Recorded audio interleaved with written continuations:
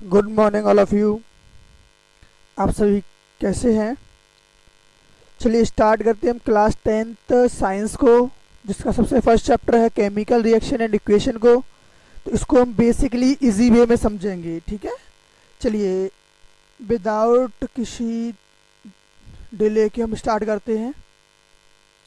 देखिए सबसे पहले जानेंगे हम केमिकल रिएक्शंस क्या होती हैं। तो केमिकल रिएक्शंस क्या होती है कि जब भी कोई चीज़ें हम मिक्स करते हैं वन सबस्टेंस को या अनदर सबस्टेंस को, तो उसके बाद कोई ना कोई एक न्यू सबस्टेंस तैयार होता है, उसको हम बोलते हैं केमिकल रिएक्शंस। बात क्लियर है कि किसी भी चीज़ से एक नया सबस्टेंस तैयार हो जाए, ठीक है, वो चाहे वन सबस्टेंस हो, चाहे वन रिएक्टेंट हो, चाहे अदर हो, चाहे बहुत सारे हो, चाहे एक ही हो, उससे कोई एक नया सबस्टेंस तैयार होना चाहिए। चाहे उससे एक भी हो सकता है, दो भी हो सकते हैं, ठीक है, चाहे कितने भी सबस्टेंस तैयार हों, लेकिन जो भी सबस्टेंस हमने यूज किए हैं उनकी प्रॉपर्टी, जो प्रोडक्ट तैयार हुआ है उनकी प्रॉपर्टी से डिफरेंट डिफरेंट होनी चाहिए। सबकी प्रॉपर्टीज़ क्या होंगी? डिफरेंट रहेंगी। तो देखो बेसिकली हम समझते हैं केमिकल रिएक्शन क्या है। देखिए केमिकल रिएक्शन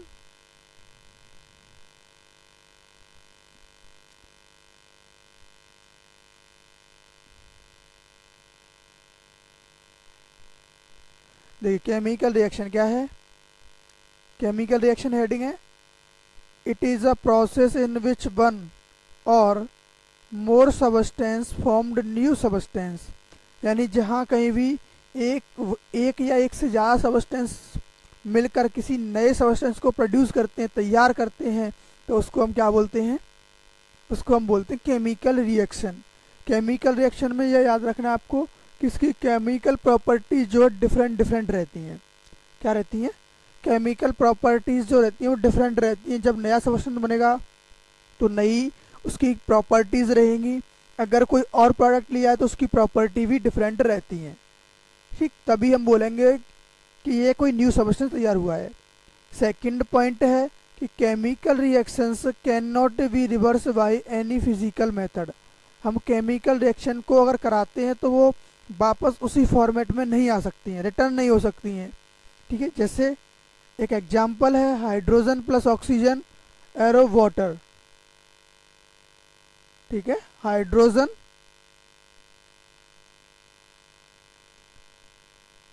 देखो, hydrogen plus oxygen arrow H2O। Hydrogen और ऑक्सीजन को मिक्स करके क्या तैयार हुआ? वाटर तैयार हुआ। तो हाइड्रोजन क्या होता है और ऑक्सीजन, ये है रिएक्टेंट, और ये क्या होता है? प्रोडक्ट होता है। तो हाइड्रोजन की प्रॉपर्टीज डिफरेंट है, ऑक्सीजन की प्रॉपर्टी भी डिफरेंट है। जब एक नया सब्सटेंस तैयार हुआ वाटर, तो इसकी प्रॉपर्टी भी क्या रहती है? यहाँ डिफरेंट रहती हैं। तो बात क्लियर है। चलिए केमिकल रिएक्शन में क्या क्या चीज़ें इन्वॉल्व रहती हैं? केमिकल रिएक्शंस में इन्वॉल्व रहते हैं, सबसे फर्स्ट क्या है कि केमिकल रिएक्शन जब भी होती है तो क्या चीज़ मिलती है? Change in state, change in colour, change in temperature और इवोल्यूशन ऑफ गैस। यानी स्टेट चेंज हो जाएगी, सॉलिड से वो लिक्विड हो सकता है, लिक्विड से गैसेस में चेंज हो सकता है, या फिर लिक्विड से सॉलिड में भी चेंज हो सकता है। कलर भी चेंजेस होते हैं, टेम्परेचर भी चेंज होता है, और इवोल्यूशन ऑफ गैस भी इसमें से निकलती है। नॉर्मली एक एग्जांपल लेते हैं हम डेली लाइफ का। इसका मेन एग्जांपल है कि हमारे पास कोई भी एक ऐसे हम खाना बनाते हैं ना, तो रोटीज को देखते हो, ब्रेड को देखते हो आप, जब चेक करते हो तो कलर कुछ और होता है, जब सिक जाती है तो हम क्या देखते हैं कि इसका कलर डिफरेंट चेंज हो गया कलर।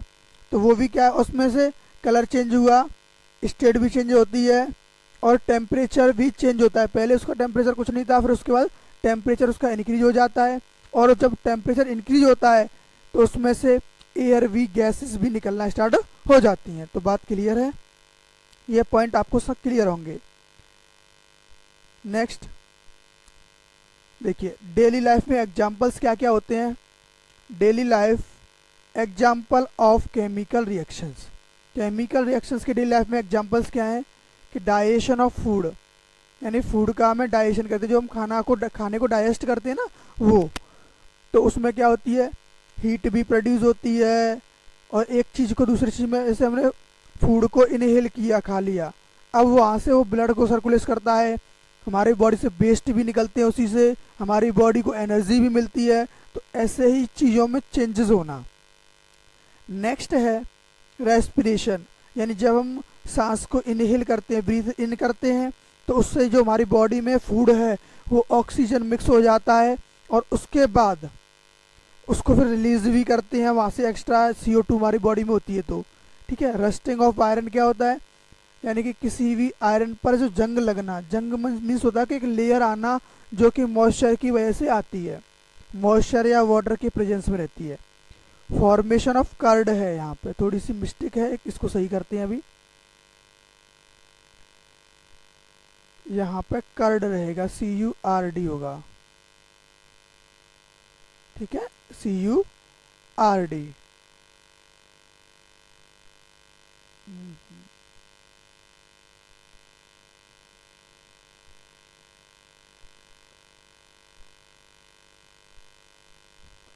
देखिए ये जो है स्पेलिंग थोड़ी सी गलत है, यहाँ कर्ड CURD होता है, ठीक है। फॉर्मेशन ऑफ कर्ड रहता है, यानी दही का जो जमना होता है। Fermentation of gases, fermentation of gases क्या होती है, ग्रेप्स, सॉरी ग्रेप्स है, गैसेस नहीं है, ग्रेप्स। फर्मेंटेशन ऑफ ग्रेप्स होता है कि जो अंगूर ग्रेप्स होते हैं हमारे पास, उनसे जब अल्कोहल तैयार किया जाता है तो उसमें एक प्रोसेस होता है, इसको हम बोलते हैं फर्मेंटेशन, ठीक है ना। अच्छा, अदर एग्जांपल्स क्या होते हैं केमिकल रिएक्शंस के, बर्निंग पेपर, पेपर की बर्निंग होना, फोटोसिंथेसिस जो प्लांट में रहती है जिससे अपना प्लांट फूड प्रिपेयर करते हैं, बेकिंग केक, केक का बनना होता है, केक किस तरीके से बनती है कि उसको हम मिक्स करके उसको जो इंक्रीज करते हैं, फुला देते हैं हम उसको, तो उसकी हेल्प से, ये भी एग्जाम्पल किसका है, केमिकल रिएक्शन का। या फिर एसिड बेस रिएक्शन होता है, वाटर डिकम्पोजिशन होता है, यहाँ वाटर है, स्पेलिंग गलत है, वाटर का डिकम्पोजिशन ऐसे नहीं आएगा यहाँ पे, सॉरी यहाँ पे थोड़ी सी मिस्टेक है, इसको वेस्ट रहेगा, वाटर का डिकम्पोजिशन होता है, वेस्ट का होता है, तो यहाँ क्या रहेगा, वेस्ट डिकम्पोजिशन, वेस्ट रहता है, WSTE, वेस्ट डिकम्पोजिशन। ओके, चलिए नेक्स्ट पेज पे चलते हैं। Example, chemical reaction has been two component, जो कोई भी केमिकल रिएक्शन होती है उसके टू कंपोनेंट्स होते हैं।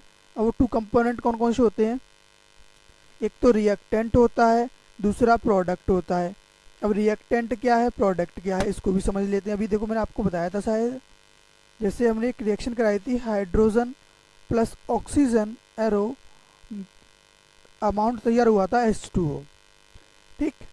इसको बोलते हैं हम, जैसे यहाँ पर जो भी रिएक्शन में कोई भी इन्वॉल्व रहता है, जैसे हाइड्रोजन और ऑक्सीजन, जिसकी वजह से ये रिएक्शन कंप्लीट हो रही है, उसको तो बोलते हैं हम रिएक्टेंट, और जो तैयार होकर अलग से तैयार होता है उसको हम बोलते हैं प्रोडक्ट, ठीक है। रिएक्टेंट क्या है उसको समझते हैं। रिएक्टेंट क्या है, the substance to take who takes part in a chemical reaction are called reaction. Reactant होगा, यहाँ रिएक्शन हो गया है, यहाँ पे रिएक्टेंट रहेगा, यहाँ पे क्या रहेगा, रिएक्टेंट।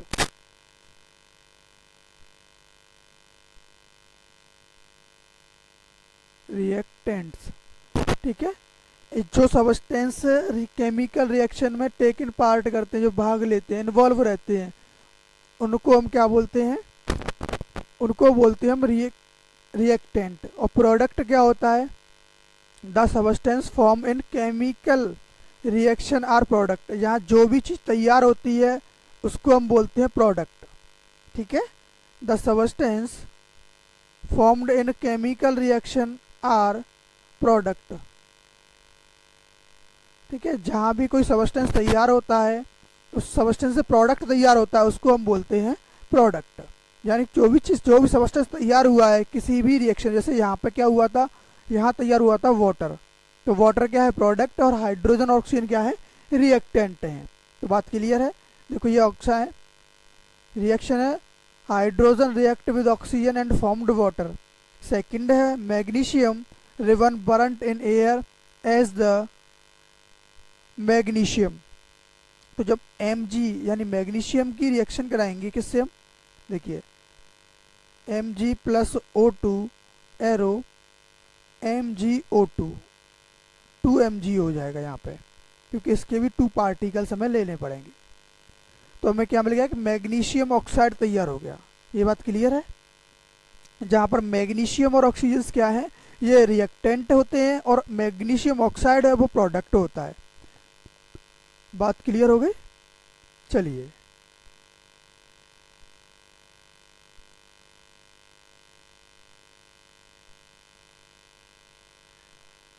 ठीक है जी। अब नेक्स्ट पॉइंट है केमिकल इक्वेशन।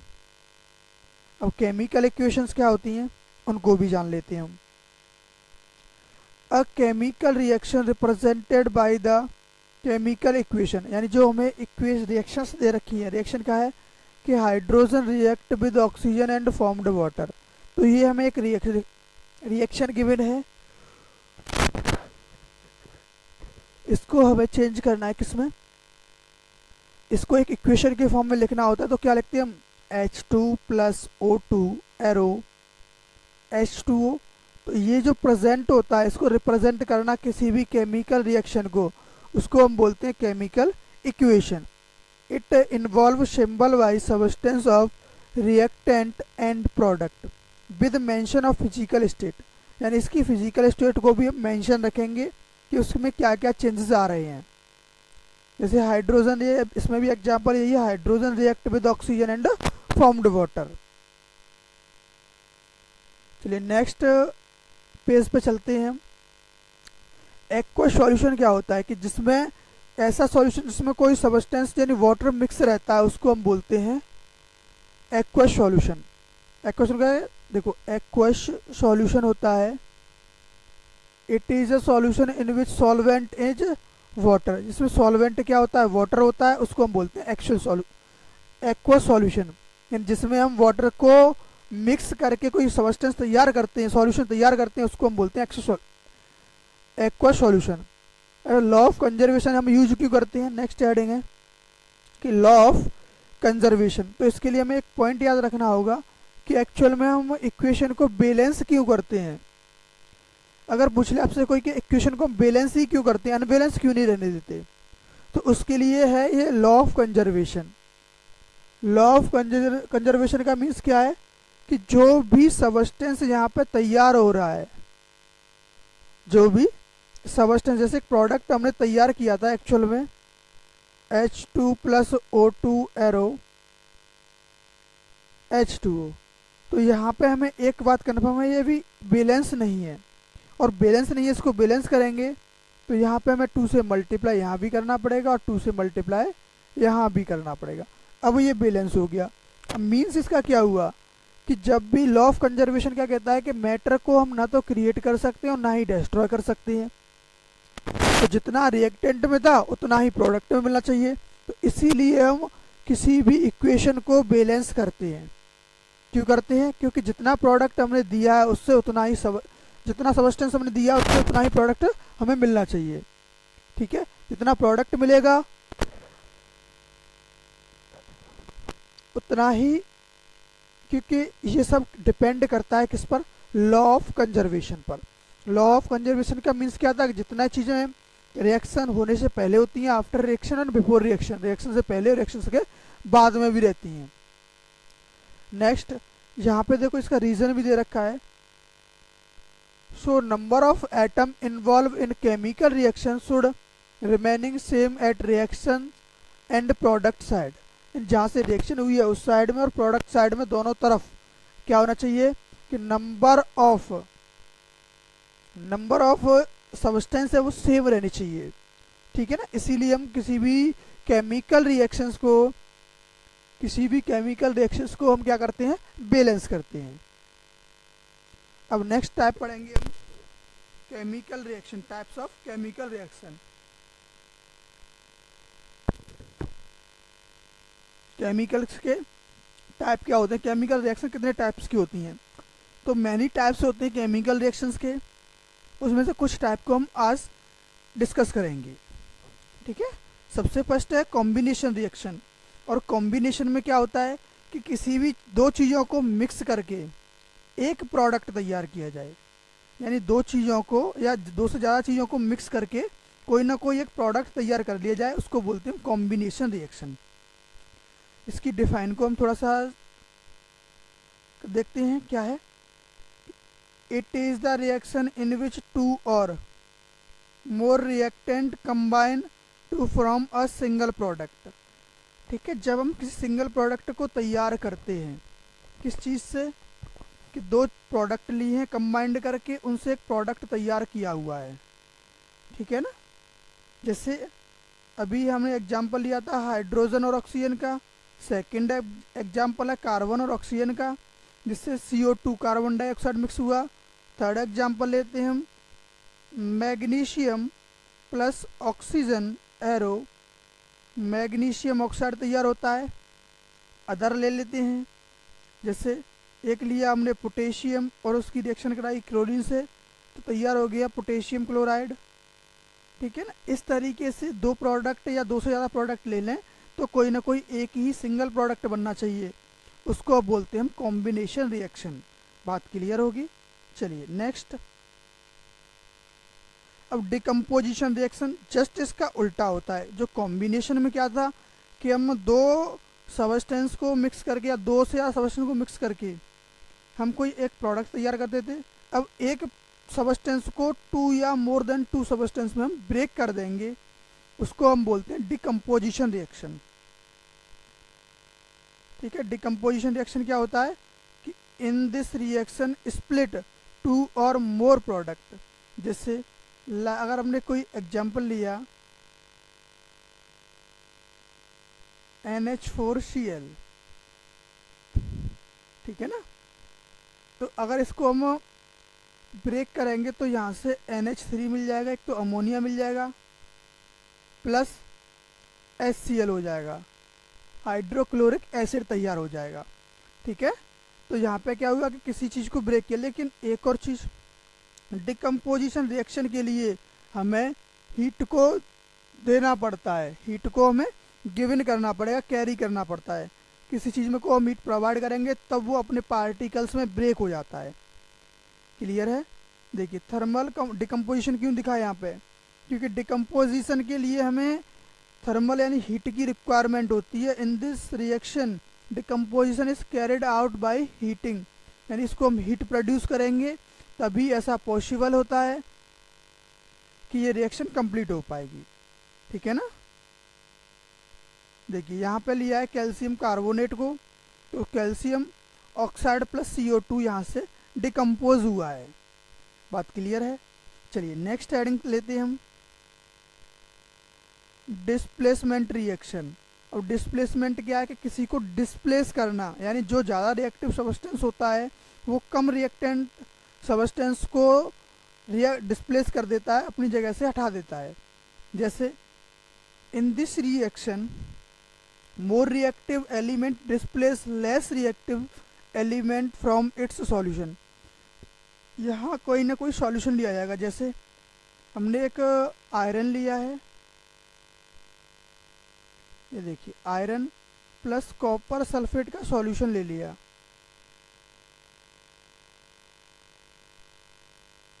आयरन होता है Fe, ठीक है, इसको हमने कॉपर सल्फेट ली, तो जो आयरन होता है वो बहुत ज़्यादा रिएक्टिव होता है, तो ये कॉपर सल्फेट के साथ रिएक्ट कराएगा ना, इसका सॉल्यूशन लेना पड़ेगा, हमें एक्वस फॉर्म में लेना पड़ता है। बात क्लियर है।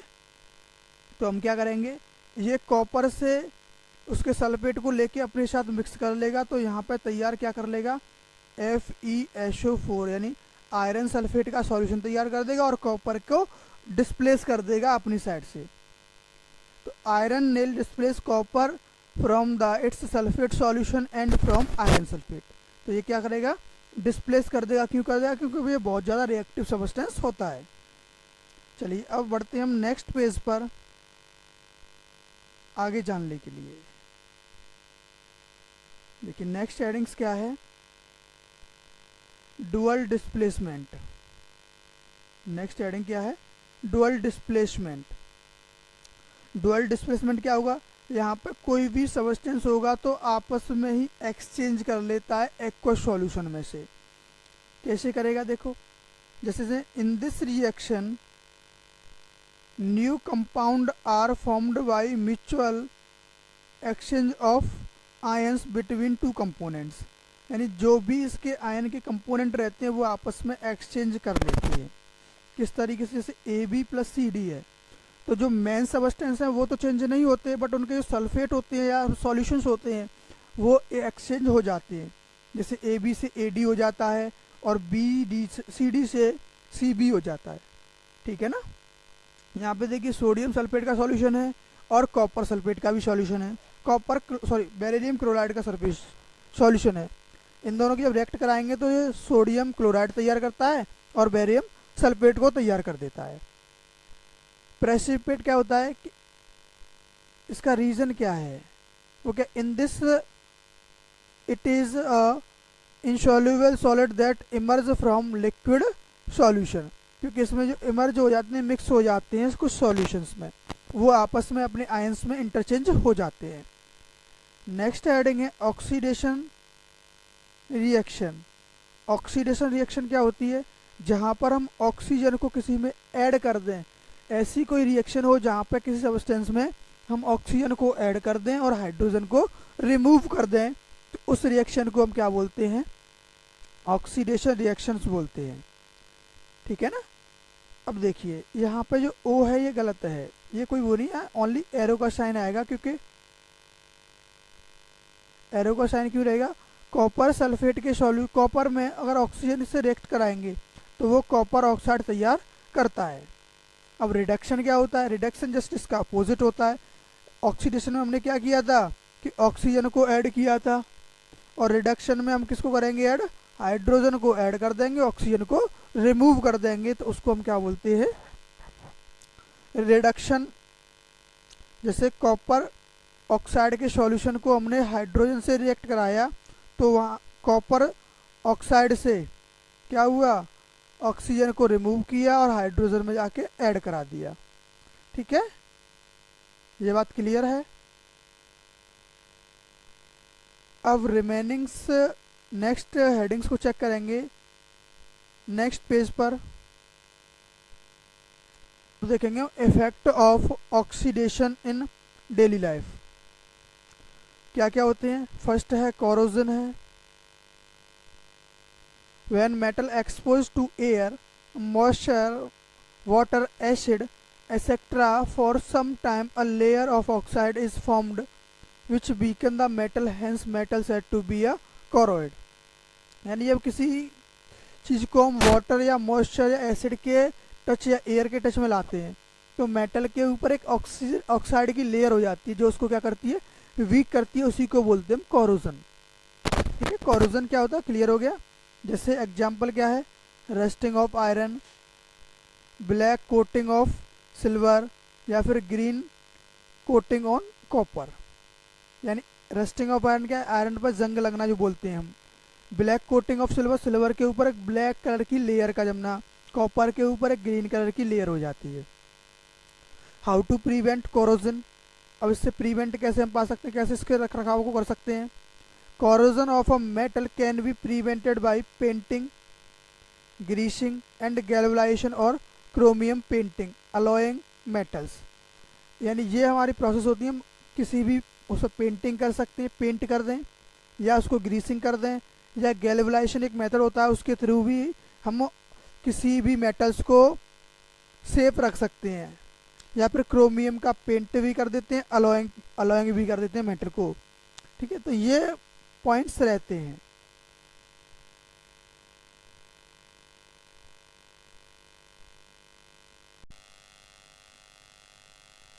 नेक्स्ट टॉपिक देखेंगे रेंसिडिटी। रेंसिडिटी क्या है,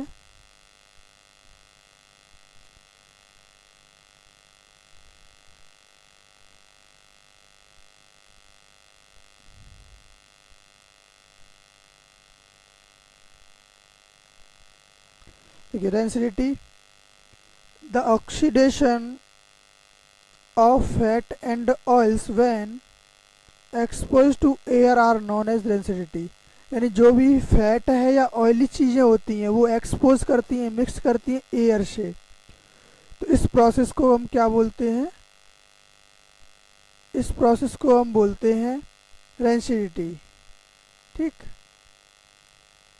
तो यहाँ ये आर है, ये आर नहीं होगा, ए आर एयर रहेगा। ठीक है, the oxidation of fat and oils when expose to air is known as density. Density क्या है कि जो फैट और ऑयल को एक्सपोज करता है, ठीक है, उसको रिएक्ट कराता है ऑक्सीजन से, वो होती है density. It lead to bad smell and bad taste of food. यानी फूड में से जो स्मेल आती है, टेस्ट खराब होता है, उसके कारण होती है डेंसिटी।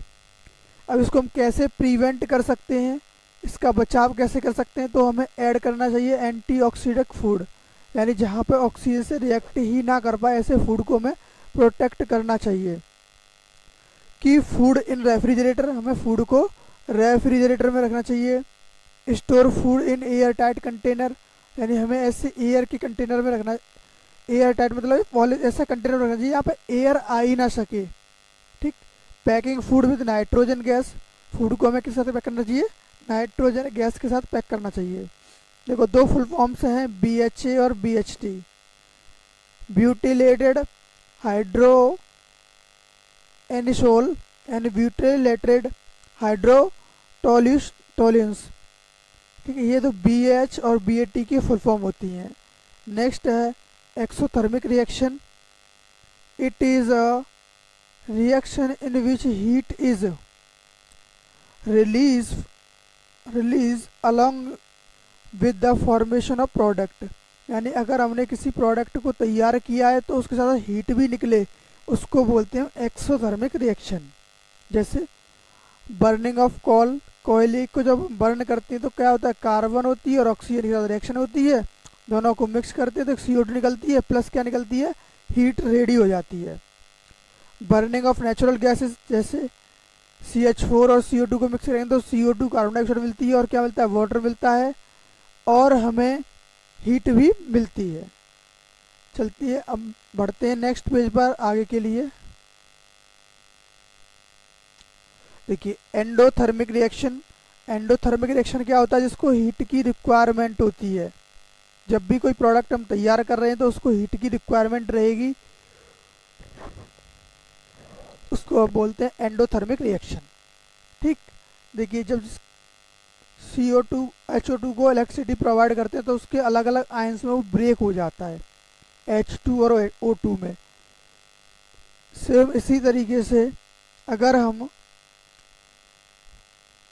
कैल्शियम कार्बोनेट को अगर हम हीट प्रोवाइड करते हैं, क्या करते हैं? कैल्शियम कार्बोनेट को हीट करते हैं तो क्या रहेगा? कैल्शियम ऑक्साइड और CO2 तैयार हो जाएगा। अब फिजिकल चेंज क्या होते हैं कि जो किसी भी केमिकल में इन्वॉल्व नहीं होने चाहिए, उसको हम क्या बोलते हैं? फिजिकल चेंज बोलते हैं। जो किसी भी केमिकल रिएक्शन में इन्वॉल्व ही नहीं होता है। ठीक, और केमिकल चेंज क्या होता है? Chemical change in which the substance which new chemical properties are formed. यानी जब भी हम किसी रिएक्टेंट को लेते हैं तो उसके बाद उसकी जो नया प्रोडक्ट तैयार होता है उसकी प्रॉपर्टी भी नई होनी चाहिए, नई प्रॉपर्टी का वो सब्सटेंस तैयार हो जाता है। तो अब चैप्टर कंप्लीट हुआ। आप सभी लोग अपने दोस्तों से शेयर करें वीडियो को। मिलते हैं नेक्स्ट वीडियो के साथ।